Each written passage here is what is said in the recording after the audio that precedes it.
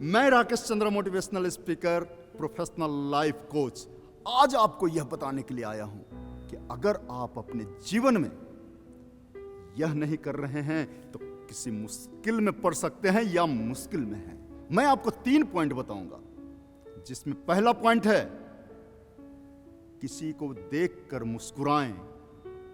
चाहे आप घर में हो या व्यापार में या किसी समाज में या आप कोई भी काम कर रहे हो, आप मुस्कुराना सीखें। अगर आप कर रहे हैं तो बहुत अच्छी बात है। अगर आप नहीं मुस्कुरा रहे हैं तो मेरा यह सजेशन मानिए कि किसी भी परिस्थिति में, चाहे आपके साथ परिस्थितियां कुछ भी हो, प्रकृति किसी भी परिस्थिति को इस प्रकार से लेती है कि आप व्यवहार कैसे करते हैं और उसका रिएक्शन उसी प्रकार से आता है।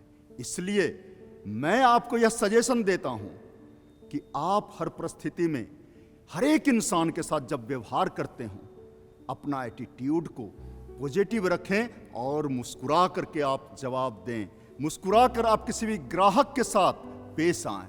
मुस्कुरा कर आप अपने माता पिता के साथ पेश आएं।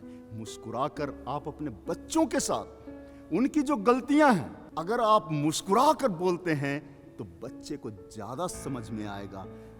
और अगर आप मुस्कुराते नहीं हैं तो परिवार में किसी न किसी प्रकार का संकट आ रही है। अगर आप मुस्कुराते नहीं हैं तो आप अपने व्यापार में कोई संकट खड़ा कर रहे हैं।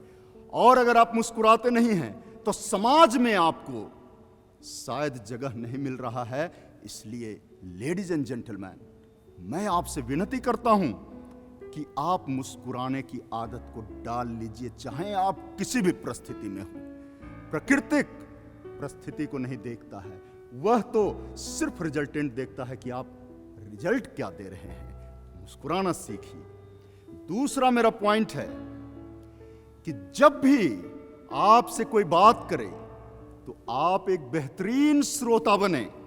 जी हां, जब तक आप बेहतरीन श्रोता नहीं हैं तो आप अच्छा वक्ता नहीं बन सकते हैं। चाहे आपके साथ माता पिता, परिवार में कोई बात कर रहा हो, समाज में बात कर रहा हो, या आप भगवान ईश्वर से बात कर रहे हैं, तो अपने अंतरात्मा की बात को सुनना सीखिए। बेहतरीन श्रोता बनना सीखिए। जब भी आप देखे होंगे कि घर में बहुत बार ऐसा होता है कि बच्चे आपके पास कुछ बोल रहे होते हैं और आप किसी काम में बिजी हैं। उस समय आप बोलते हैं कि ठीक है, मैं सब सुन लिया हूं, कर लूंगा। यह सुनना नहीं हुआ। सुनने का मतलब है आप सारे काम छोड़कर सब कुछ को त्याग दीजिए और उसकी बात को सुनिए। अगर आपके माता पिता आपसे बात करना चाह रहे हैं तो उनके साथ अच्छी तरीके से, चाहे समय आप 10 मिनट का ही क्यों ना दे रहे हों, लेकिन वो 10 मिनट उनके सुनने में लगाइए। उन माता पिता को जो सुकून मिलेगा वो किसी भी चीज में नहीं मिलेगा। आप चाहे जितना भी पैसा, धन दौलत आप कमा लीजिए, लेकिन उनको आप सुनिए। जब आप समाज में किसी को कुछ बोल रहे हो तो आप सुनना सीखिए। समाज क्या बोल रहा है, उसका लीडर क्या बोल रहा है, या अगर आप लीडर बनना चाहते हैं तो वहां भी यह पॉइंट को रख सकते हैं। दूसरों की बात को आप अच्छी तरीके से सुनना सीखिए। जब आप सुनना सीख जाएंगे तब आप बोलेंगे तो आपको सारी दुनिया सुनेगी। एक बार यहाँ पे मेरे बहुत फेवरेट श्रील प्रभुपाद जी हैं, उनसे मैं बहुत कुछ सीखता हूँ। एक बार उनके गुरुजी शिक्षा दे रहे थे और वहाँ बहुत सारे स्टूडेंट बैठा हुआ था। जब गुरु उनका बोले कि श्रील, आज तुम मेरी बात को सुन रहे हो, दुनिया एक दिन तुम्हारी बात को सुनेगी। और आज सब लोग गवाह है, दुनिया गवाह है कि श्रील प्रभुपाद जी बोले और सारी दुनिया उनका सुना। आप सुनना पसंद करिए, सुनने की आदत डालिए, एक बेहतरीन श्रोता बनिए, तब आपका सब लोग बात सुनेगा। माय डियर फ्रेंड, तीसरा पॉइंट आपको बताने जा रहा हूं, उसे आप ध्यान से सुनिएगा। तीसरा पॉइंट है कि आप अपने ग्राहक, अपनी पत्नी और अपने विरोधियों के साथ तुरंत सहमति जताएं। फिलहाल तो जरूर सहमति जता लें। क्यों?